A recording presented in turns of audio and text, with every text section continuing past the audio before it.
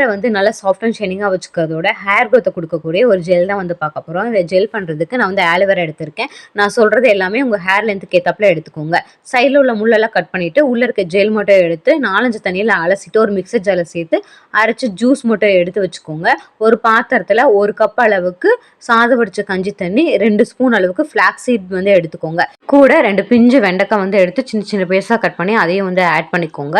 நல்லா கொதிச்சு உள்ளே இருக்க ஜெல் வந்து பிரிஞ்சு வந்ததுக்கப்புறம் ஸ்டவ்வை வந்து ஆஃப் பண்ணிவிட்டு சூடாக இருக்கும் போதே ஃபில்டர் பண்ணி எடுத்துக்கோங்க. சூடாக இருக்கும்போது ஃபில்டர் பண்ணாமல் விட்டுட்டிங்க அப்படின்னா உங்களுக்கு வந்து ஃபில்டர் பண்ணுறதுக்கு ரொம்ப கஷ்டமாக இருக்கும். சூடாக இருக்கும்போதே ஃபில்டர் பண்ணிவிட்டு கொஞ்சம் லைட்டாக ஆறுனதுக்கப்புறம் நம்ம எடுத்து வச்சுருக்கோம்ல ஆலோவேரா ஜூஸ், அதையும் வந்து ஆட் பண்ணி நல்லா மிக்ஸ் பண்ணி விட்டுட்டு உங்கள் ஹேரில் வந்து அப்ளை பண்ணி ஒரு 1/2 மணி நேரம் அப்படியே விட்டுருங்க. அதுக்கப்புறம் ஹேர் வாஷ் பண்ணிட்டு வந்தீங்க அப்படின்னா உங்களுக்கு வந்து நல்ல ஒரு சாஃப்ட்னஸும் இருக்கும், அதே சமயம் ஹேர் க்ரோத்தும் வந்து இருக்கும். ட்ரை பண்ணி பார்த்துட்டு எப்படி இருக்குன்னு வந்து ரிசல்ட் வந்து சொல்லுங்கள். இந்த மாதிரி ஹேர் கேர் வீடியோஸ் எல்லாம் நம்ம சேனலில் வந்து ரெகுலராக வந்து நான் அப்லோட் பண்ண போகிறேன். உங்களுக்கு இந்த மாதிரி ஹேர் கேர் வீடியோஸ் வேணும் அப்படின்னா மறக்காமல் நம்ம சேனலை சப்ஸ்கிரைப் பண்ணி வச்சுக்கோங்க. நெக்ஸ்ட் வீடியோவில் பார்க்கலாம். பாய்.